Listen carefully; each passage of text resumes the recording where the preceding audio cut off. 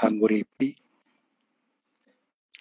Kita mengenal unsur vital semesta yang stabil, yang dinamis, dan yang pasif sebagai unsur terpenting di dalam dunia material. Unsur stabil dikenal dengan manik moyo. Unsur dinamis dikenal dengan is moyo. Unsur yang pasif dikenal dengan antogo. Maka di Jawa lantas disebut Sang Hyang Manik Moyo, Sang Hyang Is Moyo, dan Sang Hyang Antogo. Bahkan dalam mitologi Jawa, dunia ini dibagi dalam 3 tingkatan. Yang pertama Jonggring Saloko, yang kedua Ngarjopoto, dan yang ketiga Yomani Loko. Jonggring Saloko adalah alam atas yang dihuni oleh para hyang. Ngarjopoto adalah alam tengah yang dihuni oleh para wong. Dan Yomani Loko adalah alam bawah yang dihuni oleh para dengen. Model-model patigan ini menjadi model utama di dalam pengetahuan Jawa asli. Sehingga akhirnya diwujudkan dalam bentuk tumpeng. Bagian atas tumpeng menyiratkan keluhuran tertinggi. Bagian tengah tumpeng menyimbolkan keluhuran menengah. Dan bagian dasar tumpeng menyimbolkan sebagai bagian yang nisto. Tumpeng ini menjadi simbol yang harus ada dalam setiap ritual manusia Jawa. Sehingga tidak berlebihan sebenarnya kalau orang Jawa sendiri juga mensakralkan bentuk segitiga tersebut. Di mana ada Sang Hyang Urip, Sang Hyang Magawe Urip, dan Sang Hyang Hanguripi. Sang Hyang Urip adalah sesuatu yang tak tergambarkan, tak terbayangkan, tak terhingga, tak terpikirkan oleh pikiran selembut apapun, tetapi ada. Sang Hyang Magawe Urip adalah Sang Hyang Urip yang sudah mempersempit dirinya. Sehingga dirinya sudah bisa dikenali sebagai Maha Agung, Maha Tinggi, Maha Suci, Maha segala-galanya. Sang Hyang Hanguripi adalah Sang Hyang Urip yang sudah beraktivitas menciptakan semesta. Sang Hyang Urip, Sang Hyang Magawe Urip, dan Sang Hyang Hanguripi sebenarnya satu. Ketika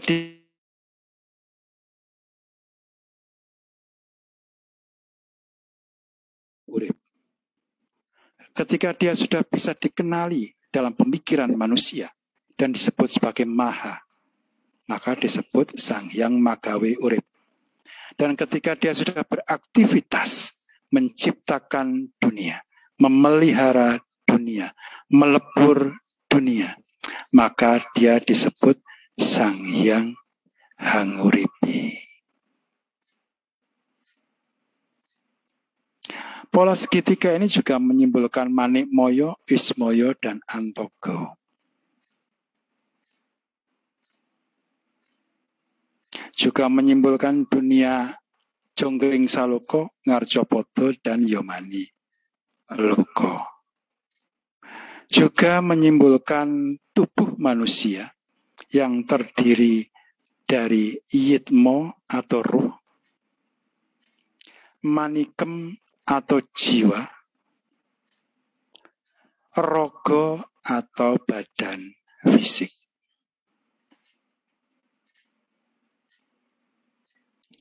Simbol satu mata. Terlepas dari mitologi Timur Tengah, di dalam ajaran Jawa asli, satu mata artinya adalah tekad yang tunggal. Ada ungkapan di dalam Jawa, datan mangro tinggal. Tidak mendua penglihatan kalau diterjemahkan secara literal. Tetapi kalau diterjemahkan secara maknawi adalah tidak mendua hati. Satu mata adalah lambang dari tekad yang tidak lagi bisa tergoyahkan. Maka di dalam mel padusan ada mel yang menyebut jiwo jawi moto siji. Datan mangro tinggal, mituhu dawuh ajar sejati. Siapa ajar sejati tersebut? Dia adalah ruh kita sendiri. Adalah Sang Hyang Yitmo kita sendiri. Adalah Sang Dewa Ruci yang ada di dalam kedalaman batin kita sendiri. Itulah ajar sejati.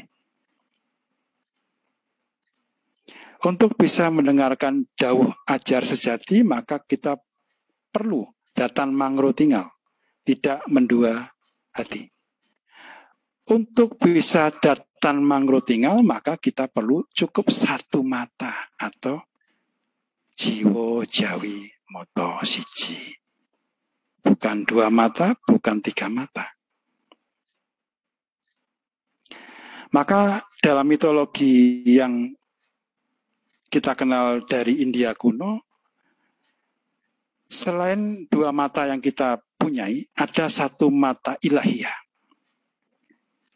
yang terletak di tengah-tengah dahi kita, yang kadang disebut sebagai mata ketiga.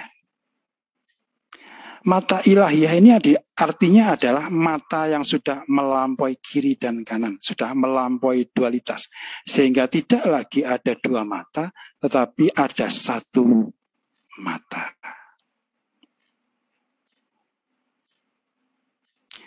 Pemahamannya menjadi beda ketika sudah menyangkut mitologi tentang Timur Tengah, dan saya tidak akan membahas tentang itu, karena nanti pasti akan menimbulkan pro kontra.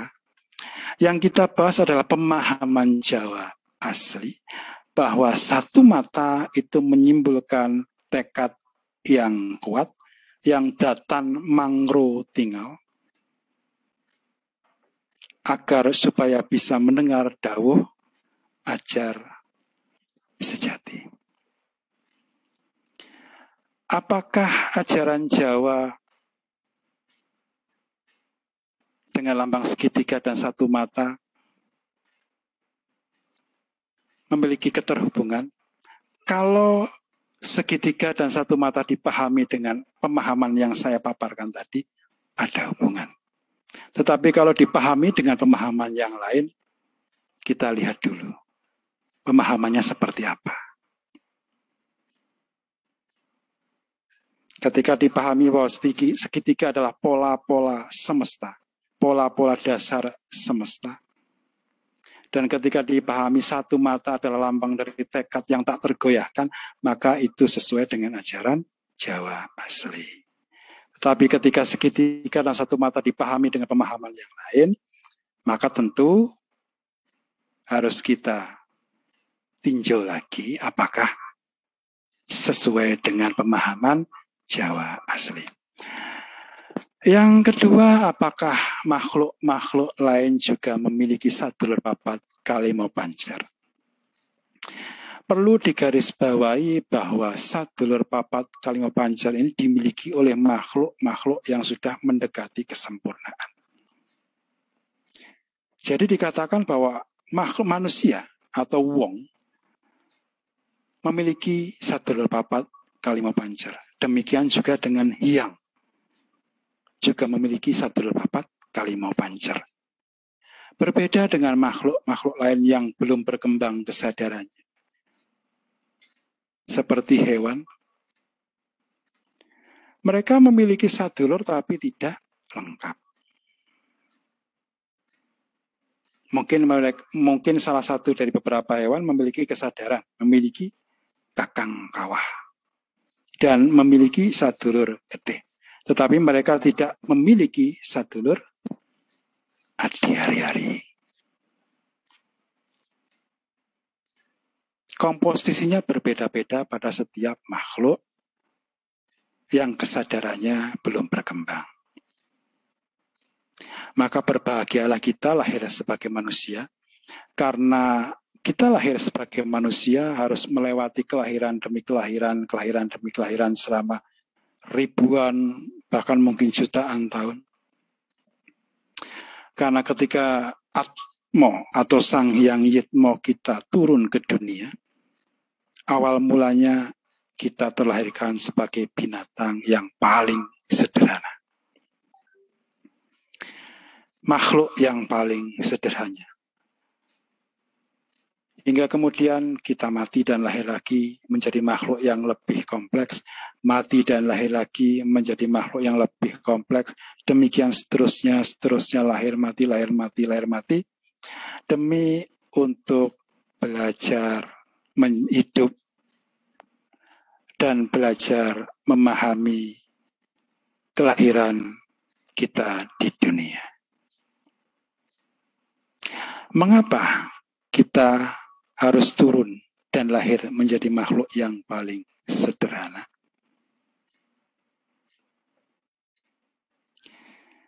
Jawabannya, semuanya adalah keinginan kita sendiri. Dikatakan bahwa kita ini adalah keilahian yang sedang mengalami pengalaman kehidupan duniawi. Semua ini sudah sesuai dengan keinginan kita sendiri.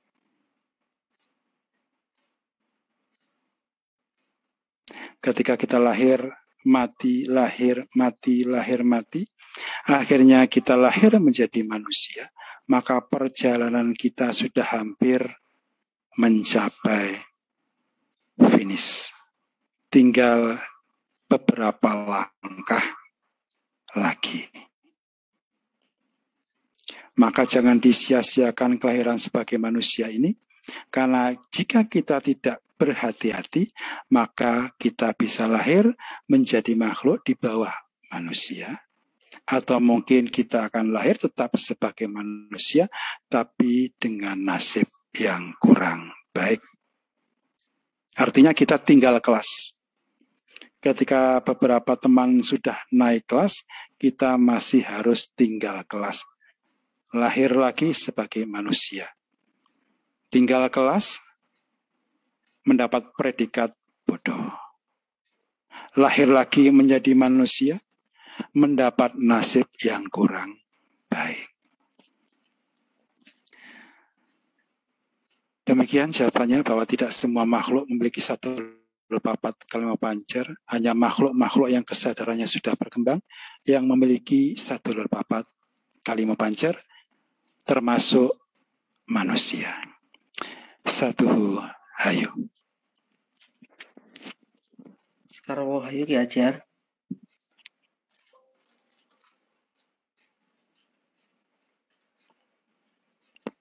Sarwo hayu Ki Ajar. Ya, monggo. Masih bisa bertanya nggih? Ya, monggo. Ini Ki Ajar, terima kasih sebelumnya. Sangat menarik sekali ya pembahasan hari ini itu. Terakhir saya sangat tertarik dengan pola kelahiran, kematian gitu Ki Ajar tadi ya jelaskan. Saya mau tanya,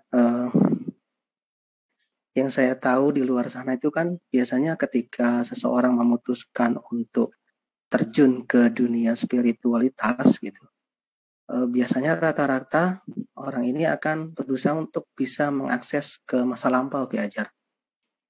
Untuk mengetahui, sebenarnya dia ini dulu tinggal kelas atau seperti apa, mungkin seperti itu. Nah, yang saya ingin tanya, kalau di luar sana kan banyak metodenya Ki Ajar. Ada past life regression seperti itu ya. Nah, untuk ajaran Jawa Dipa sendiri, apakah memiliki metode khusus Ki Ajar? Nah, lalu efeknya seperti apa nggih ketika kita berusaha untuk mengakses ke masa lampau itu gitu. Karena tadi yang saya dengar juga Ki Ajar menjelaskan bahwa ingatan masa lampau itu akan terputus ketika kita puput pusar. Demikian Ki Ajar, matur nuwun, sarwo ayu. Sarwo ayu.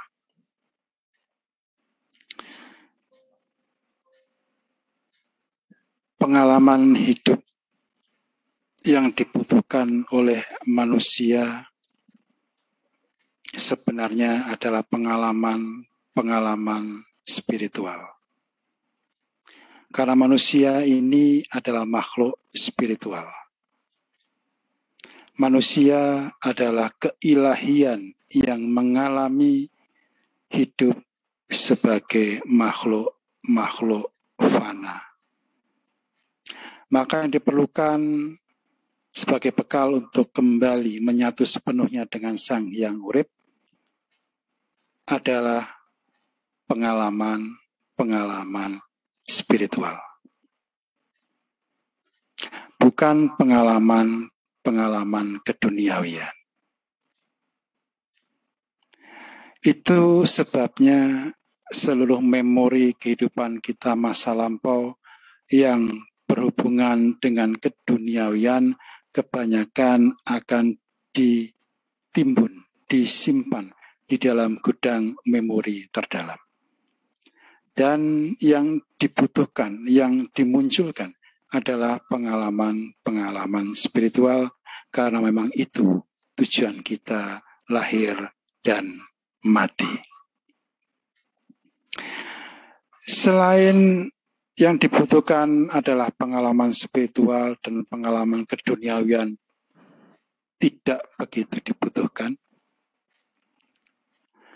Timbunan ingatan masa lalu ini secara alami memang dibuat seperti itu karena pengalaman-pengalaman keduniawian kita tidak semuanya berupa pengalaman-pengalaman yang menyenangkan. Bahkan banyak diantaranya adalah pengalaman-pengalaman traumatis. Jangan kita bicara tentang kehidupan masa lalu. Kita bicara tentang kehidupan kita sekarang. Banyak sekali pengalaman-pengalaman traumatis yang kita alami di masa muda kita. Secara alami, semua ingatan traumatis itu akan tenggelam di dalam gudang ingatan kita. Semakin tenggelam, maka pengalaman traumatis akan terlupakan. Semakin tenggelam, maka kondisi kejiwaan kita akan semakin membaik. Semakin tenggelam, maka kesehatan jiwa kita akan kembali menjadi lebih. Ini sebenarnya adalah proses alamiah yang sangat menguntungkan. Sekarang kita ingin melihat kehidupan kita masa lalu. Kita protes kadang, kenapa kok kita tidak ingat akan kehidupan kita masa lalu? Maka saya balik kepada orang yang bertanya. Dalam kehidupan Anda sekarang aja berapa kali Anda mengalami pengalaman traumatis? Dan itu sudah bisa Anda lewati, dan pengalaman itu sudah bisa Anda lampaui, sudah bisa Anda lupakan, Anda sudah bisa kembali tegak berdiri, dan bisa berbahagia. Bayangkan kalau pengalaman-pengalaman traumatis yang Anda bawa dari jutaan kelahiran masa lalu, Anda ingat semuanya. Jadi apa Anda?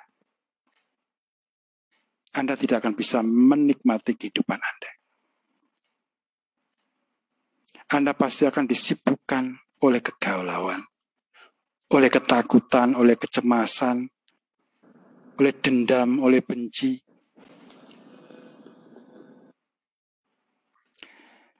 Dan ada lagi satu hal yang sangat menguntungkan. Sebenarnya menguntungkan kalau dalam ukuran spiritual. Yaitu kegilaan. Mungkin dipandang aib bagi manusia yang berpatokan kepada kehidupan duniawi. Tetapi orang gila sebenarnya merupakan bantuan dari alam bagi mereka yang sangat-sangat tidak bisa menanggung perasaan traumatis. Begitu berat beban traumatis yang mereka terima, sehingga mereka dibuat gila oleh alam. Sehingga mereka tidak menanggung kepedihan, tidak menanggung kesengsaraan. Kegilaan mereka alami karena situasi traumatis pada kehidupan masa sekarang. Bayangkan kalau Anda ingat seluruh kehidupan masa lalu yang traumatis. Apa yang Anda akan alami? Masa semesta selamanya akan membuat Anda gila seterusnya. Kapan Anda bisa belajar kalau Anda dibuat gila seterusnya?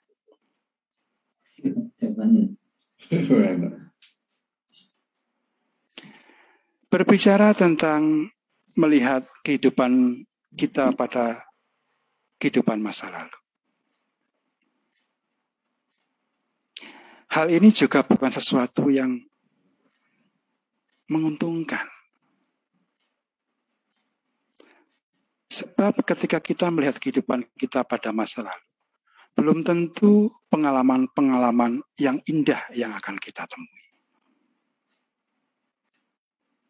Malahan bisa saja yang kita temui adalah pengalaman-pengalaman traumatis yang sebenarnya sudah sembuh. Ini sama saja, luka Anda sudah sembuh, Anda korek-korek lagi, berdarah lagi. Jadi makanya ketika saya itu sering berbincang-bincang dengan beberapa teman, dan mereka mengingini melihat kehidupan mereka masa lalu. Saya kadang menyarankan, apakah kamu siap kalau yang ditemui adalah kehidupan masa lalu yang penuh dengan kepahitan, penuh dengan trauma, penuh dengan kepedihan. Kalau siap, monggo.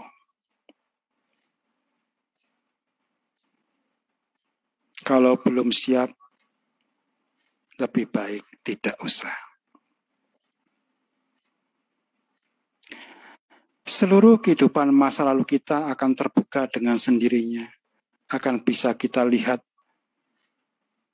dengan terang benderang ketika kesadaran kita sepadan dengan kesadaran Buddha.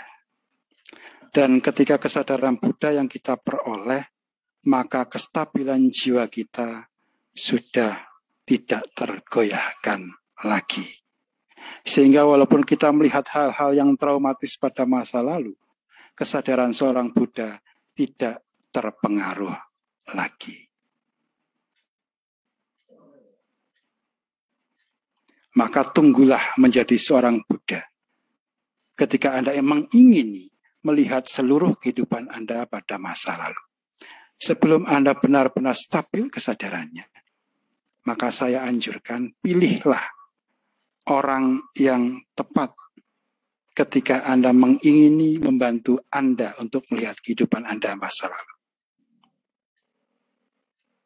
Jangan Anda salah memilih orang yang akan membimbing Anda melihat kehidupan Anda pada masa lalu. Yang akan membuat trauma dan kepedihan Anda bangkit lagi. Yang akan membuat luka lama Anda terkoyak lagi. Dan begitu Anda terluka lagi, pembimbing Anda lari. Ini sangat merugikan.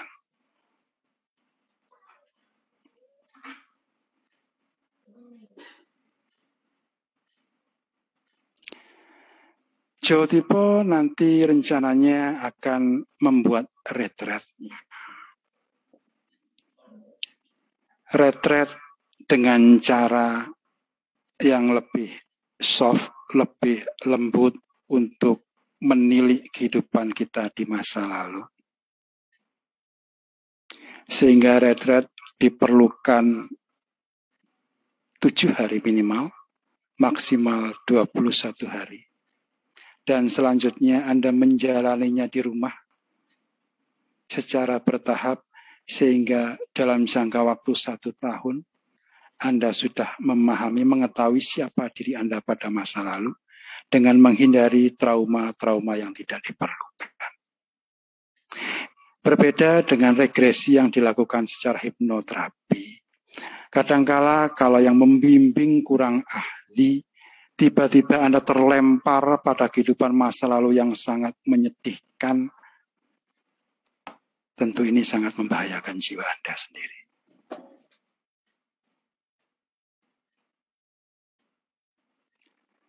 Kiranya jawabannya sudah mencukupi, ya? Kasinggihan Ki Hajar, matur sembah nuwun. Satu ayo. Satu Wahyu. Sarwayu Ki Hajar. Mohon izin bertanya Ki Hajar. Tentang tadi Ki Hajar menerangkan tentang Marmarti dan Makdum Sarpin yang difungsikan untuk kita berusaha untuk menyembuhkan jiwa kita lewat Haji Gumbolo Geni. Yang mau saya tanya, ini berkaitan dengan keadaan yang sekarang terjadi seperti pandemi COVID seperti ini. Apakah memang bisa kita maksimalkan Marti dan Makdum Sarpin untuk menahan atau seperti menolak penyebaran COVID atau tidak mengenai kita? Terus tadi Ki Hajar berkata kalau sudah kena ke fisik itu nanti secara medis, bukan secara tidak bisa lagi secara ruh atau penyembuhan jiwa. Itu seperti apa Ki Hajar? Pertanyaannya itu aja, ya? Ya, nggih. Sarwayu. Seperti saya singgung tadi, Marti maupun Makdum Sarpin bekerja juga sesuai dengan timbunan karma baik kita sendiri. Keilmuan warisan leluhur difungsikan untuk sekedar membantu kita agar manakala nasib kita terpuruk karena kurangnya buah karma baik kita di masa lalu, agar supaya tidak terlalu pahit kita rasakan. Selain itu, juga dianjurkan untuk berbuat baik dengan pikiran, perkataan, maupun perbuatan kita, agar nasib baik kita ke depan bisa lebih baik lagi. Berbeda dengan mereka yang tidak memahami atau menjalankan ajaran leluhur, mereka menerima nasib buruk mereka tanpa ada lambaran, tanpa ada alas, tanpa ada penahan, sehingga terasa sangat sakit sekali ketika mereka jatuh. Namun dengan lambaran, dengan landasan ilmu warisan leluhur, walaupun kita terjatuh, rasa sakitnya akan jauh berkurang. Pandemi COVID yang sekarang sedang melanda, berlaku juga hukum yang semacam itu. Manakala kita memiliki simpanan buah karma baik yang banyak, memiliki saldo yang menumpuk, saldo kebaikan yang menumpuk, tentu dengan sendirinya kita akan terhindar dari pandemi yang sedang berlangsung. Tetangga kita terjangkit wabah, kita dilalah selalu aman. Tetangga kita pergi keluar kota pulang terjangkit wabah, kita pergi ke berbagai tempat bertemu dengan